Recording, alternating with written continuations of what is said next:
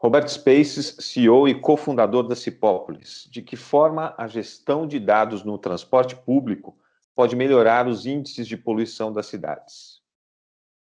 Fabiano, de duas maneiras eu vejo, né? Uma é melhorando a eficiência e a qualidade do transporte público, estimulando as pessoas a usarem o transporte público que polui menos que o transporte particular, e a outra forma é ajudando as cidades a fazerem a transição energética do transporte público de combustíveis fósseis para energia elétrica.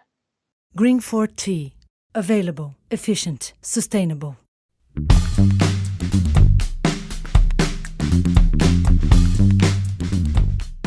Olá, seja muito bem-vindo, seja muito bem-vinda a mais um episódio do podcast Green Talks. Lembrando que este conteúdo você encontra no canal da Green4T no YouTube, no nosso blog Insights e também aqui, é claro, no Spotify. O tema deste podcast é como a gestão de dados no transporte público pode ajudar a reduzir as emissões de gases do efeito estufa. E para falar sobre este importante assunto, este importante tema, nós convidamos Roberto Spaces, que é CEO e cofundador da Cipópolis, a quem eu já agradeço aqui a presença. Mais uma vez, obrigado, Roberto, por conversar com a gente aqui no podcast. Imagina, Fabiano, eu que agradeço a oportunidade de falar um pouco sobre esse assunto aí de mudança climática, que é bastante importante para a gente. Muito bem, Roberto, você acabou de participar de um evento importante sobre mobilidade urbana, que foi o ITP Latin American Week, que acabou de acontecer essa semana. Você poderia nos contar um pouco como foi a sua participação nesse painel importante sobre o uso de dados na transformação da mobilidade? Fabiano, foi bem interessante, assim, nos eventos da UITP, né? A UITP é a União Internacional do Transporte Público, então são eventos que reúnem profissionais ligados ao transporte público do mundo todo, né? Então, no meu painel em particular, tinha eu e mais uma pessoa aqui eu do Brasil, uma outra pessoa que trabalha numa empresa espanhola, um representante de uma cidade do México, que chama Aguas Calientes, e tinha também um representante de Portugal. E a gente pôde trocar um pouco da experiência desses países e de como que os dados são utilizados em diferentes países, em diferentes continentes, para melhorar a experiência do transporte público para todos os envolvidos, né? Para os passageiros, né, principalmente, mas também para cidades. O representante do México, ele era de uma secretaria de transportes de uma cidade mexicana, e também para os operadores, né? Essa empresa espanhola também que trabalha com gestão de dados, melhorando a eficiência da operação, então com as empresas de transporte, né? Então foi bastante interessante ver as dificuldades que cada ator desses tem, né? A gente falando como a gente ajuda as cidades a melhorarem a rede de transporte, a melhorarem os sistemas, e é bem complementar, assim, é uma situação, né? O próprio título do painel era uma situação onde todos ganham, porque com maior informação, mais dados, mais transparentes, tanto o operador consegue operar melhor, mais eficiente, a cidade consegue projetar redes que atendem melhor a população, e o passageiro também acaba ficando mais informado, mais bem informado e tem uma melhor experiência no transporte público. Então foi bem legal ver essas diferentes perspectivas de diferentes países em diferentes continentes. Bem, vamos começar então com as perguntas. Roberto, na sua opinião, qual o papel do transporte público no enfrentamento das mudanças climáticas no Brasil e no mundo? Bom, Fabiano, você deve estar sabendo, todos estamos sabendo, estamos passando aí por um período, por uma crise climática, né? Os especialistas até trocaram o nome, não se fala mais em aquecimento global, já se usa um termo de crise climática, porque nós já estamos vivenciando os impactos aí do aquecimento global, né? Da mudança do meio ambiente, do impacto da atividade humana no meio ambiente,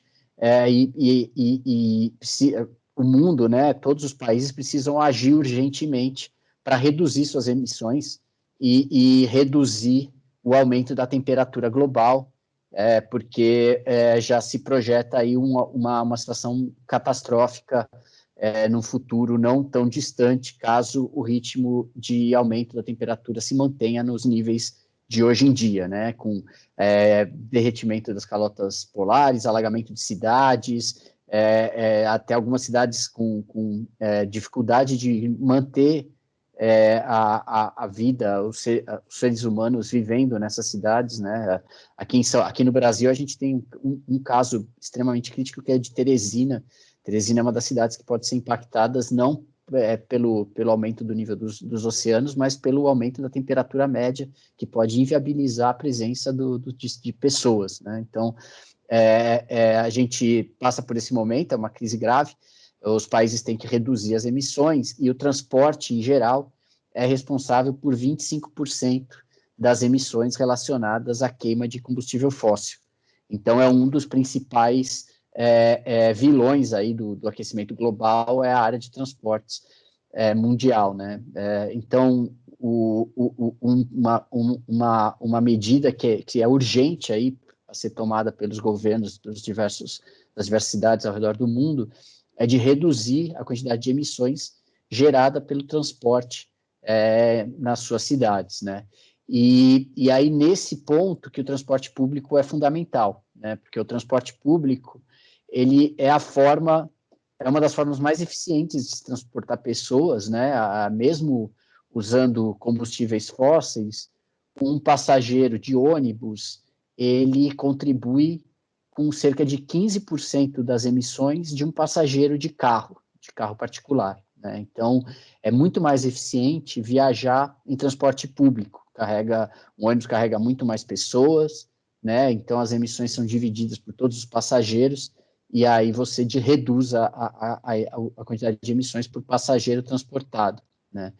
Mas, além disso, a área do transporte público é uma das primeiras que está sendo convertida, que está passando por um processo que se chama de transição energética, convertendo o diesel, motores a diesel em motores elétricos. Então, além de ser já mais eficiente hoje em dia, comparando-se motores a combustão, né, nos dois casos, do ônibus e do carro, no futuro próximo, o transporte público vai ainda ser muito mais sustentável quando passar a utilizar energia elétrica nos seus deslocamentos. Perfeito. Isso já é parte da pergunta agora posterior, que seria quais são os desafios do setor. Você está explicando aí para a gente. Tornar esse sistema de transporte já estabelecido, né, tornar ele mais eficiente a partir exatamente da questão de energia, de consumo de combustível, é talvez o grande desafio, né? Mas isso é só a ponta do iceberg, né? Quer dizer, mudar um ônibus de diesel para ônibus elétrico não é simples em termos de operação, em termos de indústria. Quer dizer, existem diversos desafios nessa transição. São Paulo, por exemplo, possui uma frota de cerca de 14 mil ônibus, né, hoje em dia, a diesel, e São Paulo já começou o processo de transição para ônibus elétrico, mas hoje em dia não existem nem no mercado, não existe uma empresa capaz de fabricar 14 mil ônibus elétricos até o fim do ano, por exemplo, até o fim desse ano, sabe? A produção é muito pequena ainda, né? É uma tecnologia que está começando. Não existe no mundo uma operação de ônibus elétrico superior a 400 ônibus elétricos, né? Então, existem muitos desconhecidos sobre como que essa tecnologia funciona em larga escala. Existem iniciativas, existem ônibus elétricos em Moscou, eu visitei, pude andar nos ônibus elétricos que eles têm por lá. Aqui no Brasil, Campinas tem já um pedaço da frota com ônibus elétrico, a própria cidade de São Paulo tem um pedaço da frota bem pequenininho já com ônibus elétricos, mas tanto a tecnologia das baterias ainda é uma grande incógnita, a indústria para produzir os ônibus elétricos também, ela ainda está engatinhando e ela não é ainda tão desenvolvida quanto a indústria de ônibus a diesel, que é muito maior e muito mais, consegue ter uma produção muito maior. Mesmo a operação de um ônibus elétrico é diferente da operação de um ônibus a diesel, então você não pode simplesmente tirar um ônibus a diesel e colocar um ônibus elétrico e fazer ele funcionar, esperar que ele funcione da mesma forma. Ele não vai funcionar. O ônibus a diesel pode ser que o mesmo ônibus faça, sei lá, 20 viagens com um tanque com um tanque cheio. O ônibus elétrico ele não vai conseguir fazer as mesmas 20 viagens, ele vai fazer menos viagens, ele vai ter que voltar mais vezes para reabastecer. Você talvez precise de mais veículos para operar uma mesma linha, né, que hoje já existe, na hora que você troca o ônibus a diesel por ônibus elétrico, talvez você precise de mais ônibus elétricos do que ônibus a diesel para manter o mesmo serviço com a mesma frequência que já existe. Então, existem diversos desafios aí para converter uma rede que já existe de transporte público baseado em ônibus a diesel para ônibus elétrico. Muito bem, a gente vai falar sobre transição energética mais para frente, mas vamos entrar então na questão da inteligência de dados. Como é que o processamento de dados, então, pode colaborar nesse enfrentamento da crise climática? Eu gostei dessa mudança. E que lugares do mundo já utilizam essa estratégia de usar a inteligência de dados para melhorar a gestão do transporte? Então, como eu estava explicando, com esse monte de desafios, né, como que eu opero uma frota de ônibus elétrico, né, quais são as linhas de ônibus da minha cidade que são mais apropriadas para serem eletrificadas com a tecnologia de ônibus elétrico que existe hoje, né, quais linhas que eu consigo ter o maior impacto na transição energética para ônibus elétrico. Então, existem uma série de questões que aparecem quando você começa a introduzir ônibus elétrico na sua frota, né? E aí que, para esse tema particular, a inteligência de dados é muito importante justamente para começar a decidir numa cidade, numa rede de transporte já existente, onde você consegue colocar os ônibus elétricos, em quais linhas eles vão ter o maior impacto positivo no meio ambiente, quais linhas que hoje seria impossível operar com ônibus elétrico, né? Então, linhas, por exemplo, que tem muita aclividade, que tem muito trecho em subida, elas são ruins para ônibus elétricos, porque os ônibus elétricos têm mais dificuldade em superar subidas, principalmente se estiverem muito carregados, né? Então, existem diversos fatores que podem prejudicar a introdução do ônibus elétrico, podem inviabilizar a introdução do ônibus elétrico, ou que podem potencializar o ônibus elétrico, né? E aí que está justamente o momento, né? É o ponto onde a gestão de informação, a inteligência dos dados, ajuda bastante nesse planejamento de por onde começar, por quais linhas, em quais regiões da cidade, que passam em quais áreas, para que a introdução desses ônibus elétricos possa ser potencializada, o impacto positivo possa ser aumentado e que tenha sucesso, né, a transição e a mudança possa ser feita gradualmente à medida que a tecnologia evolui. A cidade consegue depois atender outras linhas, mas usar a tecnologia que já existe para atender linhas que sejam mais apropriadas, né? E isso depende de diversos critérios, e numa rede que tem 2.000 linhas de ônibus, como a rede de São Paulo, com 14 mil veículos, você fazer isso de forma sistemática, através de softwares e de programas de análise que possam levar em conta todos os fatores, isso proporciona um ganho aí de impacto, de eficiência para a gestão pública e, no final das contas, beneficia também todo mundo que mora na cidade, porque a redução das emissões é benéfica para todos os habitantes, né? As doenças ligadas à poluição, né, como doenças pulmonares, doenças cardíacas, cardiovasculares, entre as 5 principais causas de morte no Brasil, 3 são ligadas à poluição, né? Então, você reduzindo a poluição, todo mundo também se beneficia disso, não só os passageiros do transporte público, mas também qualquer morador da cidade. Então, é muito mais do que uma questão de transporte e mobilidade, uma questão de saúde, né, pública. Você comentou aí sobre a história de como a inteligência de dados vai colaborar nesse sentido, e aí eu vou emendar com a próxima pergunta, que é sobre o painel Transcity, que já tem ajudado aí algumas cidades no Brasil e fora do Brasil nessa redução das emissões dos gases de efeito estufa. Em especial, eu queria acrescentar um estudo recente sobre velocidade média das linhas, como é que isso impacta também na redução da emissão de carbono. Você pode comentar sobre, então, painel Transcity e linhas mais ágeis? Sim, sem dúvida. Tem duas formas, né, de você reduzir emissões, né? Então, uma forma é essa que a gente estava falando, de trocar a fonte energética, né? Trocar o combustível fóssil que emite CO2, a queima do combustível fóssil emite CO2, trocar pela energia elétrica, que é renovável, mais limpa, e dependendo da forma que ela é gerada, né, emite menos CO2 na atmosfera, né? Porque também temos que levar em conta que se a energia elétrica é gerada a partir da combustão de combustíveis fósseis, não adianta muito, né? Você está trocando o diesel do tanque do ônibus pelo diesel da usina termoelétrica que está gerando energia, né? Então, mas principalmente aqui no Brasil, a gente tem uma matriz energética limpa, a gente vive uma crise agora por falta de chuva, já mais o impacto das mudanças climáticas, né?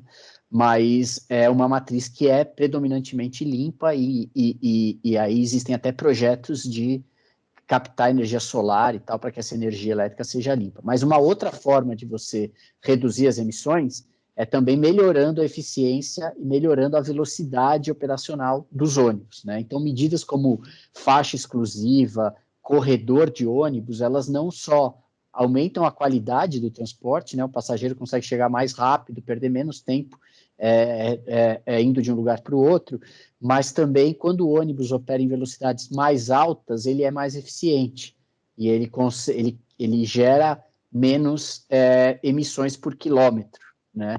Então, uma outra forma de reduzir as emissões é você favorecer o trânsito de ônibus, melhorar a fluidez de ônibus.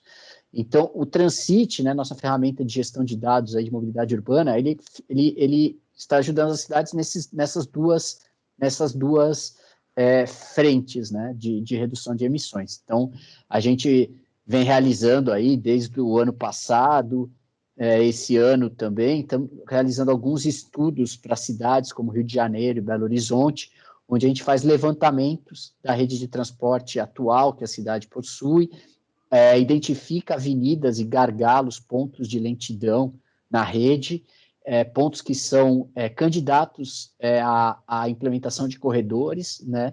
A gente faz uma análise, uma simulação de qual seria o ganho da cidade implementando corredores e faixas exclusivas em alguns pontos, então a gente consegue simular redução de tempo de viagem, a gente consegue simular redução de emissões, consegue identificar a quantidade de passageiros que se beneficiariam disso, a quantidade da população, de cidadãos que se beneficiariam dessas mudanças, para que as prefeituras tenham um plano, pelo menos, de implantação de corredores, faixas e outras medidas de melhoria na fluidez dos ônibus, né? Em particular, em Belo Horizonte, eles estão, inclusive, mexendo nos tempos semafóricos para que o semáforo favoreça o trânsito de ônibus e dessa forma, aumente a velocidade operacional dos ônibus e reduza as emissões atmosféricas dos ônibus.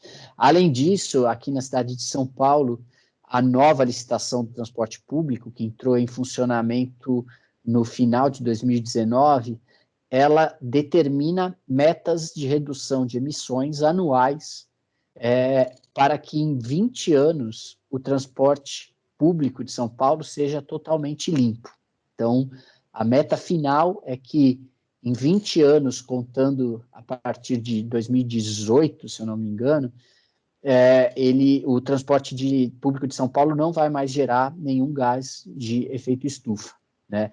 E para que isso aconteça, existem metas anuais que devem ser batidas, né, para que isso possa evoluir de forma gradual, né, e a gente não se encontre daqui a 19 anos com uma frota que continua poluindo e a gente tem que, de repente, de um ano para o outro, trocar todos os ônibus, né, para conseguir bater essa meta de zerar as emissões em 20 anos.